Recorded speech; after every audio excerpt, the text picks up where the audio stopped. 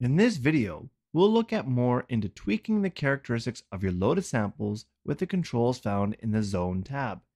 Unlike the Program tab that we looked at in the last video, the Zone tab allows you to tweak the audio on either all the samples loaded into a program or just those assigned to certain zones. Before making any changes to the settings found in the Zone tab, you must select whether you are editing the whole program or just a selected zone. When the Edit Automation setting is set to Global, then any changes made here will affect all the samples in the program. And when set to Current Selection, then all the alterations will affect only the currently selected zone. The first section of the Zone tab is the Main section. These controls are fairly straightforward.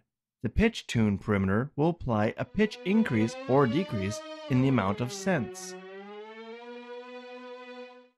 The Gain controls amplitude, allowing you to increase or decrease the volume. Pan-in will pan the sample to the left or right. This would be helpful when working with a library where the samples would naturally pan from left to right, such as a piano where the lower notes are to the left of the player and the higher notes are to the right. The Post Gain parameter allows you to apply further amplification if needed. Moving over to the Time page, here is where you can apply some time stretching to your samples. Before you can actually do this, you need to enable the time stretching system. You can apply time stretching in a measurement of percentage or by clicking the Sync button and adjusting by a measurement of ticks, which are quarter notes. When time stretching is applied, the sample will be broken up into several small pieces called grains. The grain parameter will control the length of each grain. The smooth controls smooths out the audio between each grain, which can be helpful when a large amount of time stretching is applied. Next, you have two filters that can be applied. Each of these filters can be set to a number of different filter types by selecting it from the Type drop-down menu. Each filter comes with the common controls that set off the cutoff frequency as well as the resonance, which will boost the frequencies around the cutoff. The unique thing to mention here is the signal path. You can select to have these filters run in serial, which means one right after the other, or in parallel, which means the audio is split into two paths, and each one runs through its own filter. After that is the amp, decay, sustain, and release functions. There are 3 pages for these controls.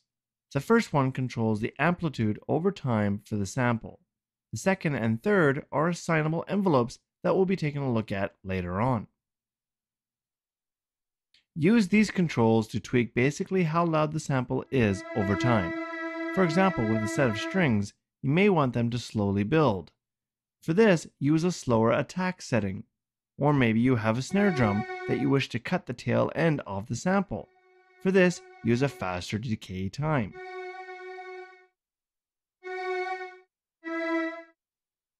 In the last video, we looked at tweaking the send effect parameters from the Program tab. From the Zone tab is where you'll actually send the audio to these effects from the Send Effects section. There are 3 controls, one to send to your delay, one to send to your chorus, and lastly, one to send to your reverb. Remember to tweak how these effects sound from the Program tab. That concludes part 1 of the Zone tab video. In part 2, we will look at applying additional effects with the ring modulator, the decimator, the quantizer, and the phaser, as well as diving into the modulation matrix.